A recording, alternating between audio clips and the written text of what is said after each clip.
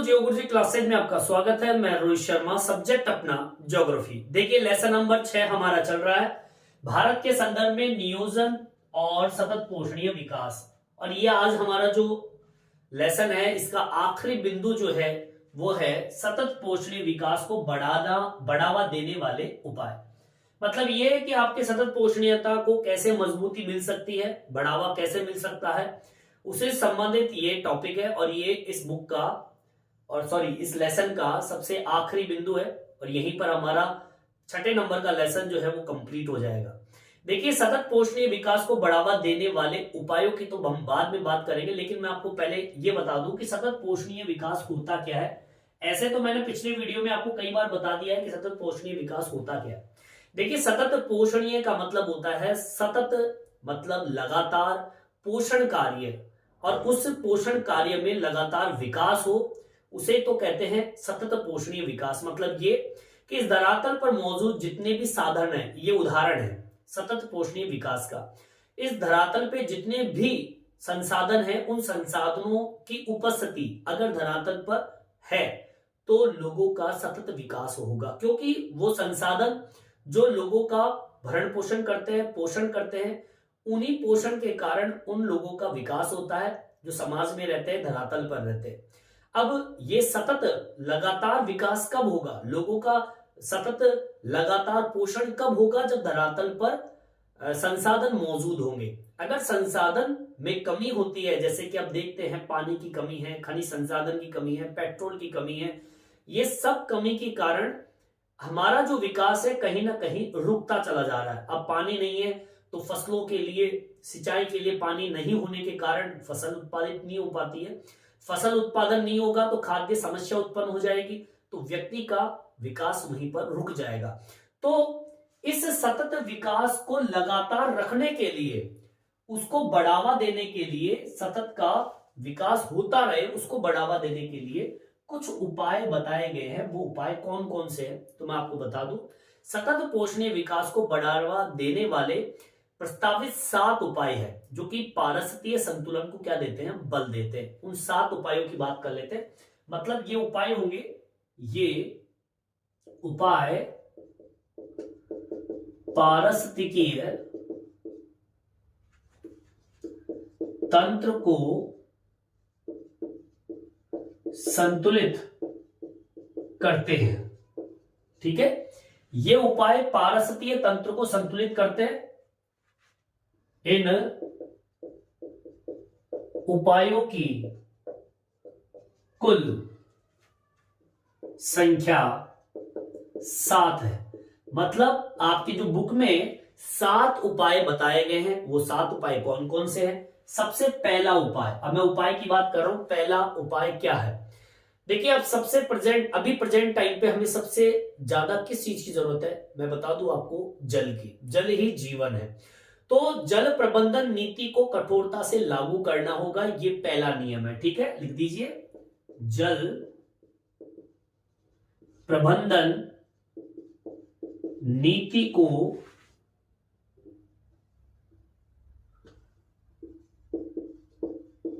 कठोरता से लागू करना होगा। मतलब नीति किसके लिए बनाई जाती है, नीति होती है सुधार के लिए। अभी प्रेजेंट टाइम पे पानी की स्थिति ऐसी हो चुकी है कि पानी अब धरातल पर न के बराबर हो गया, या फिर हम कहें बहुत ही ज्यादा कमी हो गई है। जितने भी जल स्रोत है वो सूख गए। तो उसके लिए सरकार ने जल प्रबंधन नीति बनाई है। नीति तो बनाई है, लेकिन इसे कठोरता से लागू अब तक नहीं किया गया है। मेरे हिसाब से तो नहीं किया गया है, क्योंकि अगर कठोरता से लागू हो जाता तो जल प्रबंधन जैसी नीति जो है वो बहुत ही मजबूत हो जाती। लेकिन पानी की समस्या जिस तरीके से बढ़ती जा रही है, उसको देखते हुए तो जल प्रबंधन नीति कठोरता से लागू नहीं है। तो हमें पहले तो क्या करना होगा, जल प्रबंधन नीति को कठोरता से लागू करना पड़ेगा। ये पहला नियम है। नहर परियोजना के द्वारा फसल सिंचाई, फसल उगाना, चारागाह विकास का भी प्रावधान है इसके अंतर्गत। ठीक है, इस पे भी आपको ध्यान देना होगा इस नीति के अकॉर्डिंग। ठीक है, इसको मेंशन कर दीजिए, इसी में है, नहर परियोजना के अंतर्गत एक फसल सिंचाई पर आपको ध्यान देना होगा, ठीक है। इसके अलावा फसलों को उगाने, इस पर ध्यान देना होगा। और तीसरा, चारागाह का विकास करना होगा। चारागाह का विकास करने का प्रावधान है या कहें नियम है। आगे बढ़ सर, मतलब वो जल प्रबंधन नीति के अंतर्गत, जल प्रबंधन नीति के अंतर्गत 3 बिंदु अहम दिए हुए हैं आपको, फसलों की सिंचाई के लिए, फसलों को उगाने के लिए और चारागाह विकास के लिए कुछ नियम बने हुए हैं इस जल प्रबंधन नीति के अकॉर्डिंग, ठीक है। चलिए, ये आपको करना होगा भाई, आपको जल सुरक्षित रखना है तो आपको जल प्रबंधन नीति को तो कठोरता से लागू करना ही होगा। अब देखिए आगे की ओर, दूसरा नियम क्या है।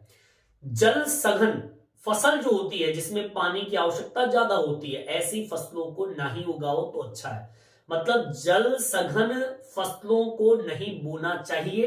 किसानों को बागाती कृषि के अंतर्गत, जैसे कि खट्टे फल वाली कृषि होती है, उसको बोना चाहिए, जैसे कि नींबू है, जैसे कि आम है, जैसे कि आपके पाइनएप्पल, कई ऐसी फसलें होती है, अंगूर है, ठीक है ना, जिसमें पानी की आवश्यकता कम पड़ती है। अब आप सूखा क्षेत्र है और चावल उगा रहे हो आप, जैसे कि पश्चिमी राजस्थान में इंदिरा गांधी नहर परियोजना जैसे वहां पहुंचती है तो वहां पर गेहूं उगाना शुरू कर दिया।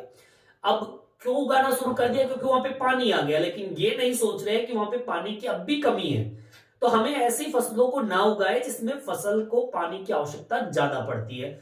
मतलब जल सघन फसलों को नहीं बोना चाहिए जिसमें पानी की आवश्यकता ज्यादा पड़ती है। हमें खट्टे फसलों, मतलब बागाती कृषि, इसमें पानी की आवश्यकता कम होती है, उनको बोना चाहिए, ठीक है। दूसरा नियम यही है, जल सघन फसलों को नहीं बोना चाहिए, हमें बागाती कृषि जिसके अंतर्गत खट्टे फलों की फसलों को बोना चाहिए। आगे बात समझ में। अब जैसे देखो, खट्टेदार फसल जो है अगर आप उगाते हो तो आपको मुनाफा भी ज्यादा है। हमारी जो ये फसल है, जो सघन फसल होती है, जो तो कई बार ये मान लो कि तूफान, चक्रवात जैसी स्थिति या मौसम की मार की वजह से भी खराब हो जाती है। लेकिन यहाँ पर जो खट्टेदार फसल है, ये पेड़ हो गया एक तरीके से। फसल तो बर्बाद हो सकती है, पेड़ बर्बाद नहीं होता है। तो हमें खट्टे फलों वाली जो खेती है वो बोना चाहिए। मेरे हिसाब से जो फसल है उन फसलों की तुलना में खट्टेदार फसल आपको ज्यादा बेनिफिट देगी, ठीक है। तीसरे नंबर का बिंदु देखिए क्या कहता है। देखिए, नहर परियोजना के विकास कार्यक्रम के अंतर्गत हमें क्या क्या करना चाहिए। आपने देखा होगा, नहर जहां से निकलती है वहां पर कच्ची नहरें होती है। कच्ची नहरों के कारण, कच्ची नहरों का मतलब वो पक्की नहीं है, सीमेंटेड नहीं है, तो वहां पर हमें पक्के नाले बनाने चाहिए जिससे कि पानी का रिसाव ना हो। जैसे कि नहर छोड़ा अपन ने, जहां पे पहुंचाना है बीच में पानी सूख गया, मिट्टी ने सोख लिया। तो नहर परियोजना के विकास कार्यक्रम के अंतर्गत हमें नालों को पक्का करना चाहिए, नहरों को पक्का करना चाहिए। इसके अलावा भूमि का विकास करना चाहिए, जमीन का समतलन करना चाहिए। इसके अलावा वारबंदी, जिसे हम कहते हैं ओसरा पद्धति पे काम करना चाहिए। मतलब नहर के जल का समान वितरण हो। भाई आज भैया खेत में इसके जाएगा, फिर उस खेत में जाएगा, फिर उस खेत में जाएगा, तो उससे समान रूप से पानी पहुंच जाएगा। एक बहता जो जल होता है उसका बड़ा नुकसान होता है, तो बहते जल को रोकना भी आवश्यक है। इस प्रकार का कार्य जो है हमें नहर परियोजना विकास कार्यक्रम के अंतर्गत करना चाहिए, ठीक है, जिससे कि आपके सतत पोषणीयता को विकास या सतत पोषणीय विकास को बढ़ावा मिल सके, ठीक है। चलिए तीसरा बिंदु डालेंगे, नहर परियोजना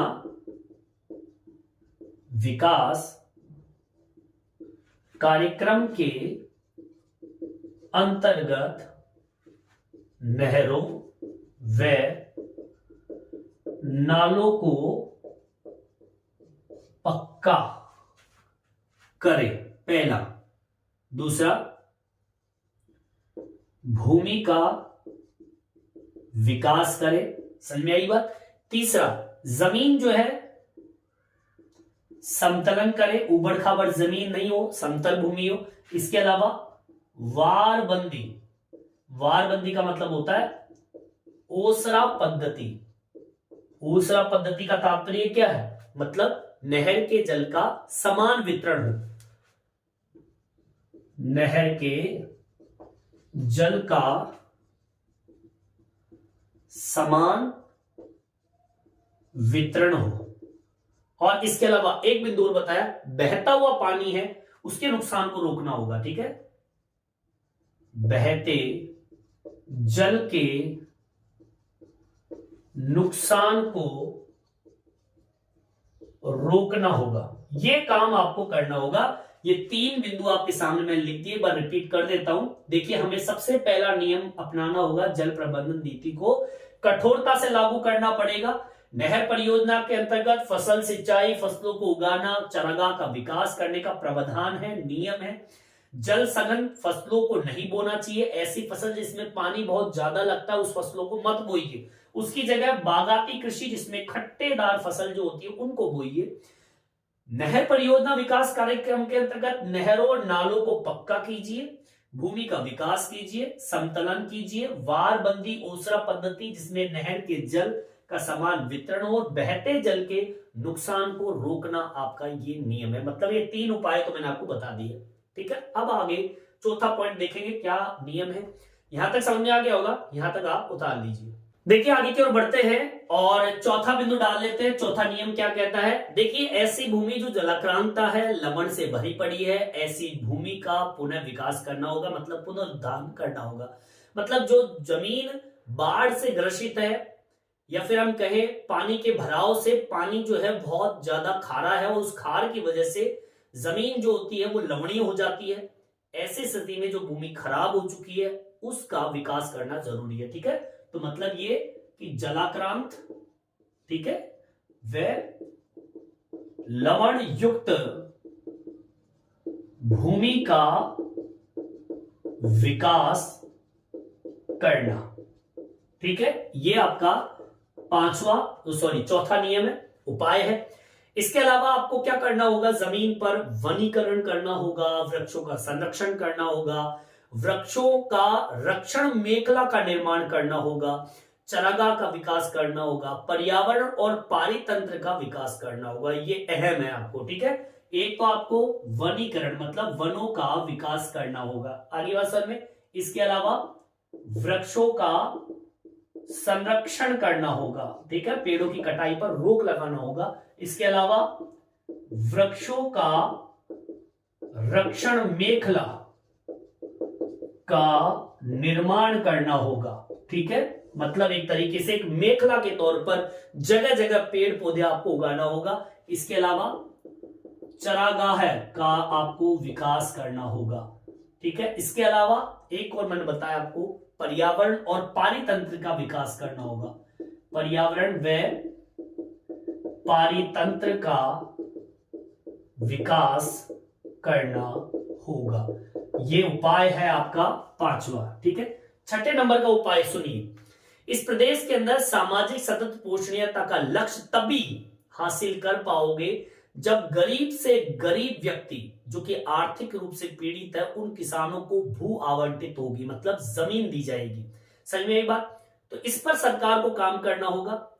कृषि के लिए पर्याप्त वित्तीय संसाधन जो है, सहायता है, वो लोगों को, किसानों को मुहैया करवाना होगा। ये भी आपको करना होगा। ठीक है, इसको मेंशन कर दीजिए। राज्यों में सतत पोषणीयता के विकास को बढ़ावा देने के लिए निर्धन, आर्थिक रूप से कमजोर किसानों को भू आवंटित करनी होगी। मतलब जो किसान कमजोर है, जिसके पास जमीन नहीं है खेती करने के लिए, उन किसानों को, उन कमजोर किसानों को भू आवंटित करनी होगी। इसके अलावा जमीन देनी होगी। इसके अलावा कृषि के लिए पर्याप्त मात्रा में संस्था द्वारा वित्तीय सहायता देनी होगी। क्लियर, समझ आई बात? मतलब उनको आर्थिक रूप से मजबूत करना होगा, जब जाके आप सतत पोषणीय विकास को बढ़ावा दे सकते हो। ऐसा ना हो कि किसान जो है, जो फसल पैदा करता है, उनके पास जमीन नहीं है तो वो पैदा कहां से करेगा, अपना विकास कहां से करेगा। तो सरकार का ये दायित्व बनता है, समाज का दायित्व बनता है कि हमें ऐसी संस्थाओं का जन्म करना होगा, ऐसी संस्थाओं को उभारना होगा जो कि किसानों के लिए काम करे। इसके अलावा जो कमजोर किसान है उसको जमीन आवंटित करवाए, जो कमजोर किसान है उनके लिए वित्तीय सहायता की व्यवस्था करे, मतलब उनकी अर्थव्यवस्था मजबूत करने के लिए उन्हें कुछ राशि दे, तब जाके वो अपना विकास करेगा। ठीक है, चलिए ये हमारे 6 बिंदु कंप्लीट होते हैं। 7वां बिंदु, आखिरी जो उपाय है वो मैं आपको बताऊंगा। यहां तक समझ आ गया होगा, यहां तक आप उतार लीजिए। देखिए आगे की ओर बढ़ते हैं। 7वां आखिरी बिंदु, आपको क्या करना है। देखिए कृषि और कृषि से संबंधित जितने भी क्रियाकलाप है या कहें सेक्टर है, उन्हें अर्थव्यवस्था के मुख से तब जुड़ेगा तब वो अन्य सेक्टर के साथ में विकसित हो। मतलब यह है कि कृषि और कृषि से संबंधित जितने भी सेक्टर है उनकी अर्थव्यवस्था का विकास तभी संभव है जब आप अन्य सेक्टर के साथ में उनको जोड़ो। जैसे कि मान लीजिए कृषि और कृषि से संबंधित सेक्टर को औद्योगिक क्षेत्र से जोड़िए, या फिर समाज के अंदर द्वितीय तृतीय चतुर्थ क्रिया जो है उससे जोड़िए। मतलब द्वितीय और तृतीय से तो जोड़िए। क्यों? जैसे कि आप चाहते हो सरकार की उद्योगों का विकास हो, तो भैया आपको कृषि का विकास भी करना होगा। आप चाहते हो कि परिवहन, संचार, सेवाओं का विकास हो, हर तरह की सेवाओं का विकास हो, तो आपको ये देखना होगा कृषि का भी विकास हो। ठीक है, तो मतलब दोनों को एक समान लेके चलना होगा। ठीक है, ये 7वां बिंदु है। कृषि व कृषि से संबंधित सेक्टरों का विकास अन्य सेक्टरों के साथ करना होगा। मतलब आप कृषि को पीछे मत रखिए, कृषि को द्वितीय व तृतीय क्रिया के साथ रखिए। समझ आई बात? मतलब द्वितीय मतलब जो विनिर्माण कार्य होता है, अब सरकार विनिर्माण पर विशेष ध्यान देती है। तृतीय जैसे कि सेवा है, जैसे कि उद्योग है, जैसे कि संचार है, इन पर ध्यान देती है। तो मतलब सरकार को इनके साथ में कृषि और कृषि से संबंधित सेक्टरों पर भी ध्यान देना होगा, तभी हमारे कृषि क्षेत्र आगे बढ़ पाएगी, सतत विकास हो पाएगा। ठीक है, इसके अलावा राज्य में आर्थिक असमानता है। इस असमानता वाले क्षेत्रों के अंदर आपको मूल आबादी वाले जो गांव है, जहां पर कृषि सेवा केंद्र उपस्थित है, और विपणन केंद्र जो कि मंडी कस्बे होते हैं, उनके बीच में आपको एक संबंध स्थापित करना होगा। मतलब कृषि सेवा केंद्र जो कि गांव में होते हैं और मंडी कस्बा जो होता है जो कि शहरों में होते हैं, विपणन केंद्र होते हैं, उनके साथ अगर जुड़ाव हो गया गांव का, तो वो आर्थिक असमानता दूर हो जाएगी। इसको मेंशन कर दीजिए। ठीक है, लिखेंगे राज्यों के गांवों में आर्थिक असमानता है। ठीक है, इस